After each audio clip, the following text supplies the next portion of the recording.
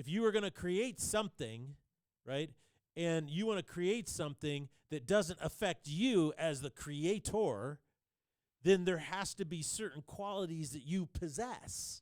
Right. Does that make sense? Yes. And so when you really get down to the abstract, rational capacities of what we know today, and that is, well, in order to create beings that are sentient and have free will, then that is a necessary quality of the uncaused cause.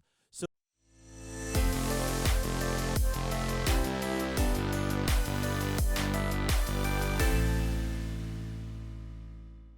Ladies and gentlemen, welcome to the Salty Pastor Podcast, a podcast dedicated to coaching you up in your faith. The more you know, the more you can grow. And our goal is not to tell you what to think, but to teach you how to think for yourself, because this is how your faith grows. What you believe and how you believe it is one of the most important things about you, and it's what helps you become a stronger person. My name is Jesse Mayer. I will be your host, but we cannot do this without the one, the only, the Salty Pastor himself, Dr. Douglas Peake. welcome, everybody. It's so good to be with you today. We are in the midst of a study kind of on the 5 proofs of God. It's a lot of philosophy, and boy, I really like this kind of stuff, so I hope that my excitement is not over-exuberant in this regard. But I do enjoy this stuff. I think about this stuff a lot, so I'm glad you are going on this journey with me. Also, if you can help us out, go over to the old YouTubes and look us up, the Salty Pastor channel, and then like and subscribe, because that really helps this ministry and what we do grow. So help us out. It doesn't cost you anything to like and subscribe. So do that as much as you can. Tell your friends, share it with them. Really appreciate you being a part of this audience and what we are trying to do here, because I really believe it's making a difference. Yeah, I agree. I think it's a really easy way to help grow the ministry, and we need every single one of you to help us out. It's that been would be growing. great. Yep, it's been growing. It's been growing. Keep it growing. So we are in the middle of our series all about the 5 proofs of God and whether he exists or not, and can we rationally show that, right? Yeah. And our first proof was the moral argument. We talked about that last week, and then this week we're learning about the cosmological argument, also known as the first cause argument. Basically, the premise is this, that premise 1, everything that begins to exist has a cause. Premise 2, the universe exists. Or it began to exist. Or it began to exist. Yep. And so therefore, the universe has a cause. I mean, this seems pretty, based on what you were talking about, this argument has been around for a really long time. This is not something that people just suddenly were like, well, late 2020, I'm sitting trying to hoard toilet paper and figure out what I'm doing in my apartment. You know what? Let's talk about how we can prove God exists. Like, this has been around started with for Aristotle. a while. Yeah. And so I think what's cool is it's pretty irrefutable. And I think that's what's cool is, like, if you are willing to be reasonable and really think through it, it's really hard to refute. Correct. Yeah. So I think there's a lot of power in the proof just based on its simplicity and other things. There's tons of different implications from this. And I think one of the things that what I'm hoping to do for you, the listener, is to understand sometimes the things that I think about and think on and then adopt really drive all of my thinking in the downstream of my life. I don't have to have a lot of beliefs, a lot of complicated beliefs, but I do need to have some specific core values that I know are true and that I'm absolutely convinced that they're true in their truthfulness. And those things then shape and mold my life all the way down the stream or down the line in a really positive way. And so I like drawing these connections or interpreting the power of these proofs and how they actually impact your life. I kind of organize them into 2 categories, basically. Okay. And the first category has to do with the rational capacity of our intellect, and that is like, how do I know I'm rational or not? Which is really interesting when you think about that. It's like, well, how do I know that I really am a rational person, and it's not, we're just in the matrix and some computer is telling me what to see, feel, think, and smell. So that's actually a really great question to ask yourself. How do you know that you're rational? Descartes, he answered it this way. He said, I think, therefore I am. In other words, my capacity to rationally think means I'm a rational human being. I exist. And so that's a really big philosophical question that philosophers have asked. Is like, it's kind of like metaphysics, the nature of truth or the nature of being. How do we know that we are real, and how do we know that we are sentient and conscious and all of these types of things? So the first category has to do with that. And what this proof does is, it's kind of like the implication of it is that, well, if I accept the conclusion, then it proves to me that I am more rational, not less rational. So we'll talk about that in just a moment. Second category has to do with the implications of not thinking rationally. So, in other words, if I reject the conclusion of this argument as a proof, then I'm acting more irrational than rational. Therefore, in order to maintain my conclusions, in order to maintain my perception in life, my belief in something that is not logically or rationally accurate, that's going to spill over into every other area of my life. So I'm going to be driven by irrationality than rationality. So it's important to differentiate these categories and then kind of see how they apply. So let's go back to the first one a little bit. Okay. And let me kind of explain how this works, okay?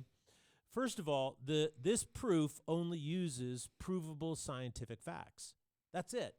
It basically says we know from a scientific standpoint that everything that begins to exist has a cause. That's proven. Newton proved it in physics. We know this at the quantum level, which, by the way, just so that the listener might not be aware of this, but Einstein's theory of relativity and quantum physics contradict each other completely. And they can't figure out why. They've never been able to find a unifying principle of how these things fit together. So that just goes to show you there's still lots to unpack and lots to learn. But in the end, physics, we live in a time-space continuum, and so for everything that comes into existence, there has to be a cause for it. Also, everything that happens is a reaction or response to something that happened to before it. Right. So we live in a cause and effect universe, and that's the complete basis of our understanding of space and time.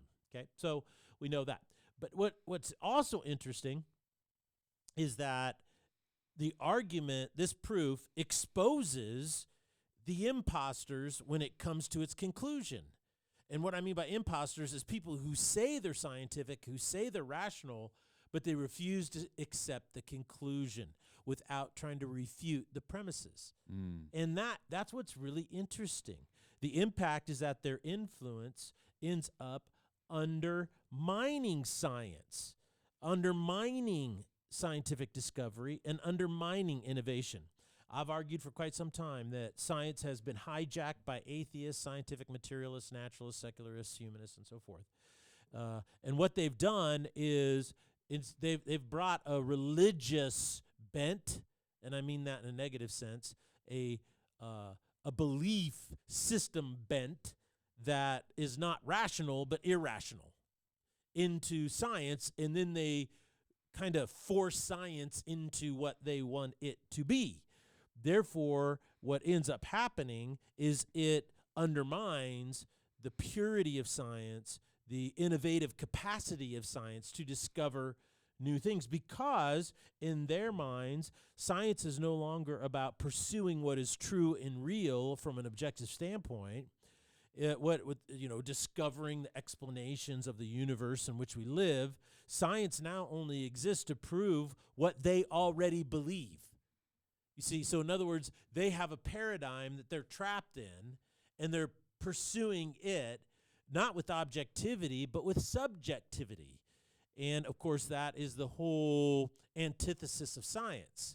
Science is like, we want to try to create experiments, we're going to do tests that tell us things we don't know so that we can objectively create a better picture of the future. What's really fascinating is in the scientific world, when you deal with things that are really, really big, like when you're dealing with the cosmos and the galaxies and the potential for life on other planets, the probabilities, mathematical equations to determine the potential of life and so forth. You get into these really big things, really big numbers and stuff like that. There's an actual revival of theism going on in those disciplines, because all these people are discovering this stuff, and all the models of, well, there is no God, only the material universe exists, is just getting obliterated.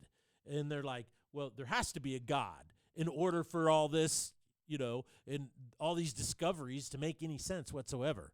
And so that's really been quite fascinating. That's probably a whole nother podcast in and of itself. But I think that it's important to understand that. But the reason why these atheists and scientific materialists don't want to consider this proof, they don't want to adopt the rational conclusion of this truth, is because of what they've predetermined they believe in their heart, that there is no God. Which, it's really interesting. Instead of being open to objective rationality, they're closed to it.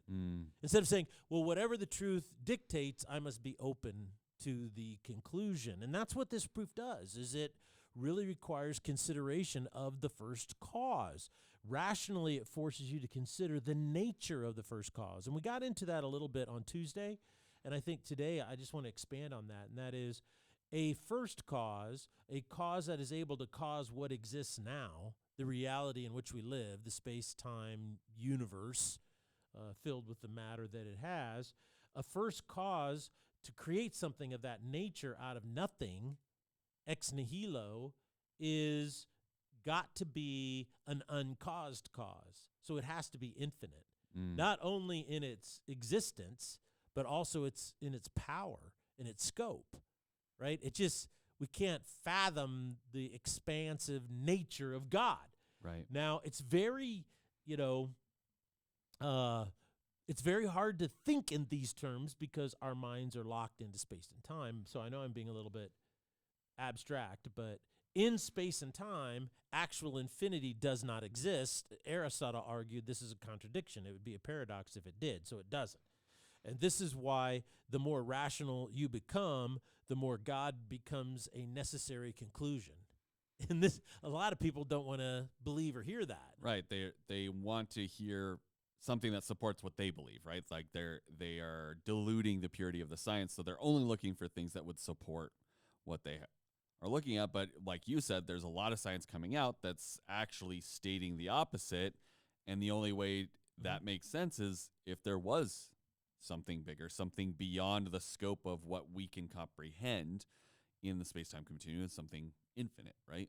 Yeah, and I think what's really interesting about this, I saw this a debate between Dr. William Lane Craig. It's pretty old, probably 20 years ago, and a British, he was an atheist, and he was talking, he was a really smart guy, but what he was doing is they got into this discussion talking about this cosmological argument, and Dr. Craig said, well, there has to be an uncaused cause. And he goes, well, why does that have to be God? It could be a computer, And so he starts mocking Dr. Craig, right? It's just a computer. It's not God. It's just a computer. How's my British accent? It's something. It's something. I need to work on it. What happened is this guy, so Dr. Craig, I thought was really smart, and he goes, well, this computer would have to be infinite, right? Well, of course it would have to be able to create this universe. It would have to be all powerful, yes, and have to be all knowing, yes, to be able to design all the physics and all the stuff. It'd have to understand life, and it'd have to be able to create sentience and free will, and so it must be personal, right? And then he goes, yes, it's just a computer that has all of these things. And he goes, well, what you're actually doing is you're describing in the Bible what the Bible describes as all the characteristics of God. So you could call it a computer all day you want, but all you're talking about is God. So who's the irrational one here? Is that this is what it has to be, but I'm just going to call it a computer. Well, that means you're just being an idiot. Yeah. Right? You're being petulant at that point. Yeah, you're being petulant at that point. You're not being, oh, I'm so bright. No, you're not. And so that's why the first cause has to be personal.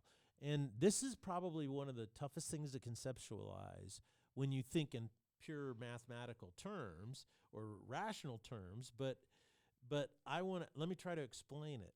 And that is, because all atheists are scientific materialists or materialists, naturalists, that basically means they don't believe anything exists beyond this material realm.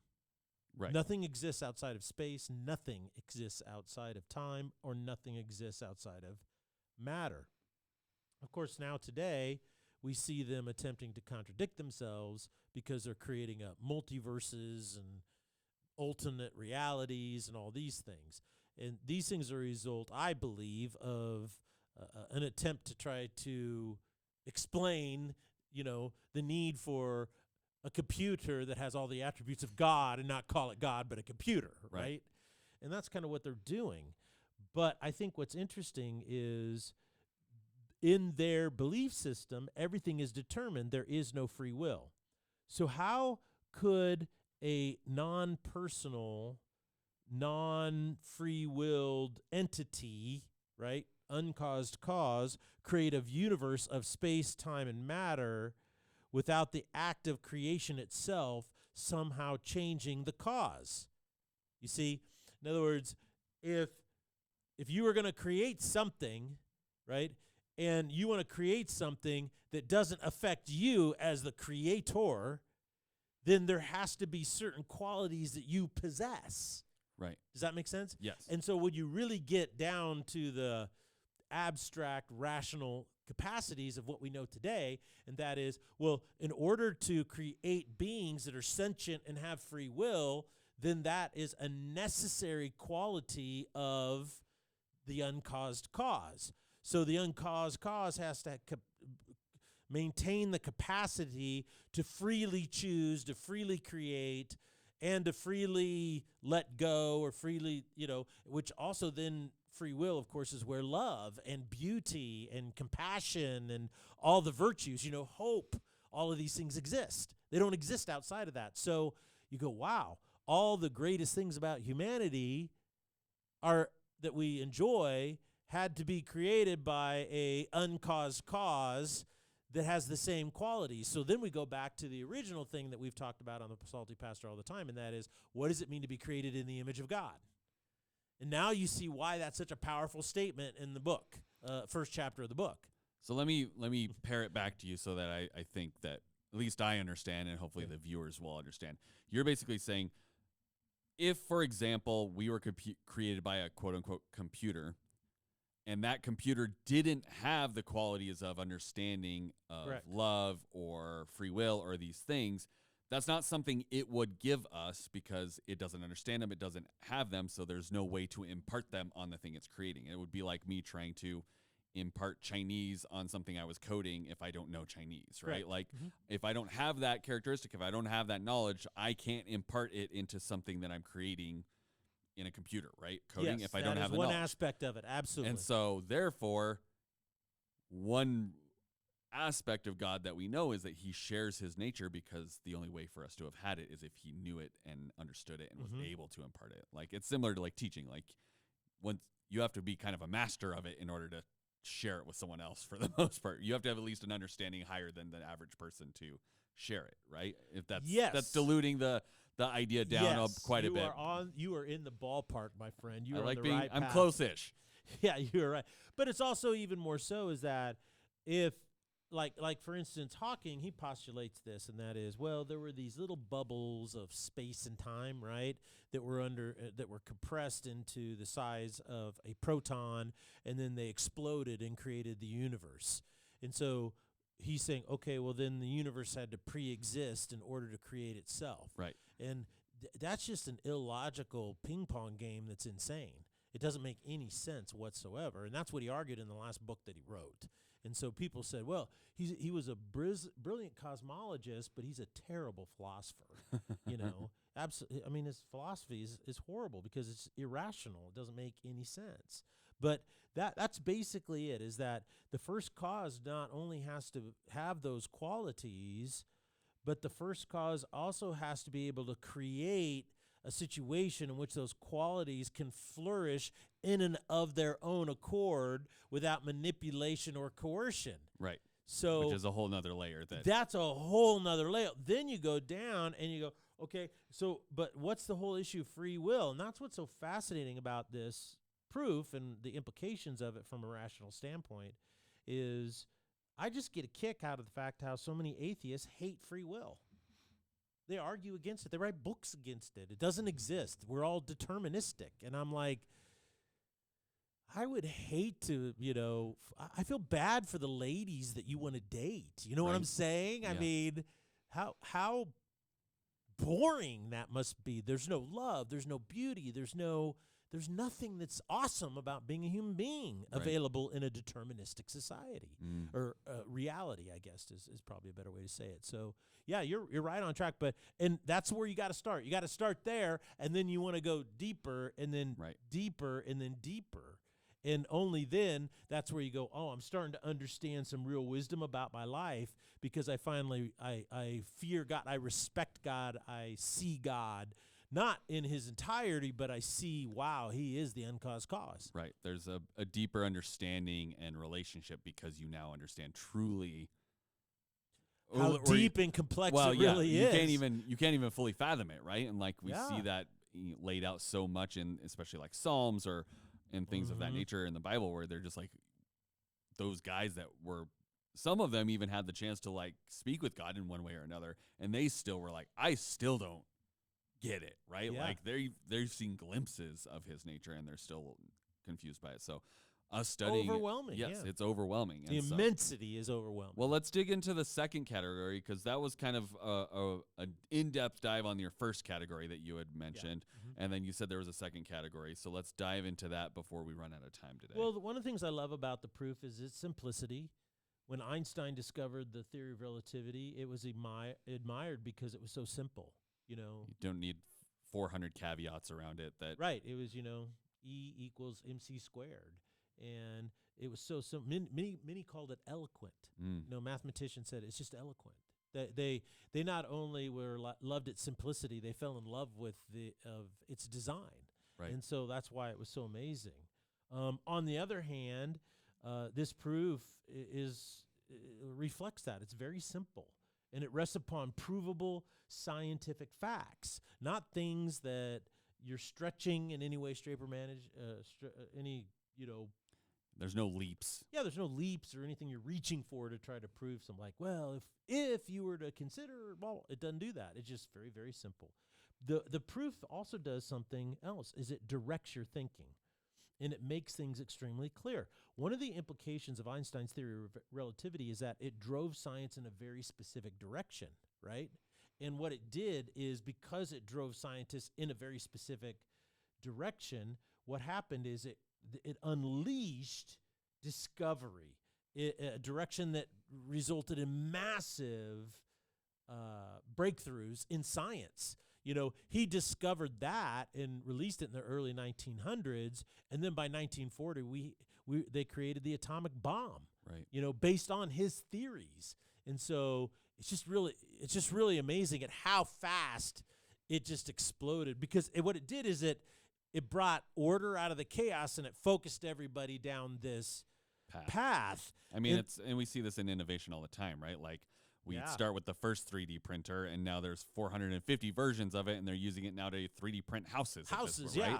Like they're using that technology, and once somebody has that breakthrough, then you start seeing, innovation and replication and duplication and then refinement, and it just sets everyone down to trying to finalize it. I mean, we see it in computers all the time, right? We had computers used to take up an entire building, and now it's like we walk around with one in our pocket all the time. That's more powerful than anything that they've created. What sent the men to moon? Yeah, it's more powerful than I was talking to Pastor Harv, and he says, look at your phone. He goes, do you know what is one of the least things that people use their phones for? Making a phone call. Yeah. I just 100%. So, but we use it for everything else. So what it did is it focused in the same way as that. What this proof does is it directs your thinking. It clarifies for you. Oh, this is so clear to me now. And what it does is when you have that clarity of rational thought in your own life, what it does is it directs you towards more breakthroughs in your own life, more innovation in your own life. And this is so very important. Ever since atheists have tried to co-opt science for their religious agenda, we've fallen behind in the innovation department in regards to science. We don't have the massive breakthroughs as quickly as we have before. And people are asking, why is it in the last 30 to 40 years we don't have these massive breakthroughs? Well, I'll tell you why. Is because the people who are supposed to be the smartest among us are acting the most irrational, because it's more important for them to believe there is no God than to say, I'm going to let science take me wherever it goes, and I want to have breakthroughs. Because what happens is when you start to understand that this rational proof pushes you towards rational conclusions, you think more rationally, which pushes you to be more rational in your speculation and your innovation and your leaping forward. Does that make sense? So it's a subtle difference. It's kind of like, I don't know, this sounds like a crazy illustration, but it's like this. If a guy goes out to socialize, he's a single guy, and he's thinking, I'm so lonely, I have to get a date. He goes up and he hits on women, and he strikes out every single time because all the women he meets are like, this guy's too thirsty or something, there's something off about him, da-da-da. But then the same guy, he doesn't care that he's single. He's just happy as a lark. He goes, man, I'm just going to go out and have a good time. I'm going to meet people. I'm going to see some friends. And he goes out and he's talking to his buddies. He meets some other women, da-da-da-da. And at the end of the night, he's got 5 women that want to go out with him. Okay, what's interesting there is it's all the ethos behind it. And I think the reason why science is lagging behind in America is because the ethos behind it is this absurd notion that we have to prove that God doesn't exist. We can't accept God. As a lot of the people that are doing some of the biggest innovations are probably theists. They just don't trumpet it. Why? Because it forces their brain to work in a certain way that gives them more confidence and more rational capacity to innovate. So I think the other thing that's happening here is that atheists who've done this are undermining science. And this isn't a good thing for us, regardless of your position on the pandemic, right? You could think whatever you want to think about it. What we have discovered, though, is the end result is that fewer people trust scientists now. The trust in science has dropped dramatically. And people go, well, that's irrational. And I would say, no, I think it's completely rational because they lied about the 6-foot thing, right? Fauci even came out and said, well, that's not based in science or anything at all. But we just thought it was a good idea. Okay, well, wait a second. I thought we're supposed to trust scientists because all they do is give us the facts, right? Mm-hmm. They misled us about the effectiveness of masks. They actually lied about it. They started off saying, oh, masks don't make any difference, and then they start mandating masks, and then they come back around and say, well, they actually didn't make any difference in the end. And I had to sit on planes, and I had to pull my mask out and put a peanut in there and put it back, or I got scolded by the flight attendant, I mean, they lied about where it came from. They said over and over again it had nothing to do with gain-of-function research in a Chinese lab. Well, it turns out it did, and all the leading people are saying, yeah, that's kind of what happened. They knew that it didn't affect children within the first 6 weeks of it. They knew that, but they closed schools for 2 years and did things and harmed kids so much. And then they turn around and say, well, you need to trust us because we're telling you the truth. Well, no, you're acting irrationally. And now fewer people trust science. And I think that is a social implication of what happens when you have people who won't allow simple proofs like this to drive their thinking. A lot of doctors are really great people, love them to death, but they have high control tendencies. It's like, well, I know better and I'm going to dictate how everybody else should live. Well, that's not a good thing because that doesn't instill confidence in the science. And we need to get back to that. This proof, in its simplicity, should push people back into the world of objectivity instead of subjectivity. And it's subjectivity, doing what people want or feel is right as opposed to what is actually right, is where so many of our problems are coming from. And that's why this proof is so important. Well, talk to me in our last couple minutes. How does this lack of rationality that we're seeing, especially in the scientific community, that's they're on basically a witch hunt to prove that they're there is right. no God. Yeah. How does this affect individual people, right? Like, not everyone's a scientist, so how is this affecting us individually? Well, we've had this thing in America called the separation of church and state, right? Right. What we should have is a separation of state and science, right? Because now what's happening in our educational system, and I kind of lay this out a little bit in my book and in other areas, is that the inability to understand the cause and effect in regards to your own individual life is having a dramatic ramification on the nation in which we live. For instance, socialism, communism are taking root in our society because there's no understanding of the cause and effect of these ideologies on people. The history isn't taught. And then when you teach people to think in irrational ways, it's like, well, I believe it's better for people, and so it has to be right. And you talk to people who believe in communism on a campus today, and one of the main things they always say is that, well, nobody has implemented communism properly. And you just want to lie and say, well, then what makes you think you can implement it? Right. It's not it wasn't implemented properly. It doesn't work. Right. Because it denies the very nature of humanity. And so I think it's a terrible, terrible thing. But people can't draw those conclusions. Older people look at younger people today and go, why are they struggling so much? Why can't they understand that what they believe in the ideologies they've adopted, make these things happen in their own life? Why can't they see that? Well, that's because, right, the system has abandoned rational thinking, which is we live in a cause and effect reality, and that's what this whole proof is based on. You live in a cause-effect reality. Young people today aren't taught about how to think through the cause and effect relationship between what they believe and how their life actually works.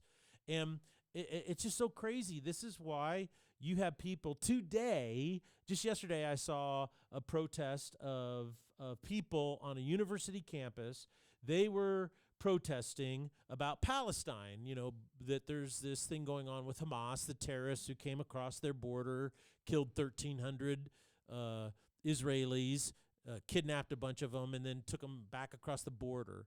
And so they said today that we want Palestine to be free. And you know what the name of their organization was? Gays for Palestine. Which, it's like, that Palestine, and particularly Hamas, regularly executes people simply because they think they're effeminate. Or they whenever they want to get rid of somebody, they accuse them of homosexuality and then kill them. And there was one just recently, 2 weeks ago, where there were twin brothers, and one brother was forced to execute his twin brother because he was accused of being homosexual. And I'm just like, okay, do you understand how incongruent this is? But they don't. Now, how in the world can people be this irrational? Well, because they've been raised to think irrationally. And the bottom line is it's heartbreaking.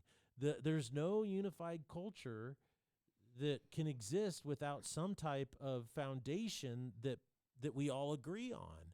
And the problem right now today is that, particularly in America, because of this irrational secularist thinking, we no longer have that. Ronald Reagan famously said, we must remember that we are one nation under God, or we will be a nation gone under. And so this is why we are a nation that's on the decline. And I don't think we can enter into a time of growth or innovation or rebirth or renewal or reformation or any of all those really, really good things if we continue to become increasingly irrational. And that's why this proof is not only great to say, hey, there is a God, it's also great because it helps mold and shape our thinking for future prosperity and success. Well, thank you, Pastor Doug, for sharing all those things with us. Thank you guys for joining us today. And I'm excited to hear more about the Cosmological Argument on Sunday here at Foothills. And if you guys aren't tuning in for that, make sure you tune in next week here on the Salty Pastor as we continue our study of the 5 proofs of God. Always think for yourself. Bye.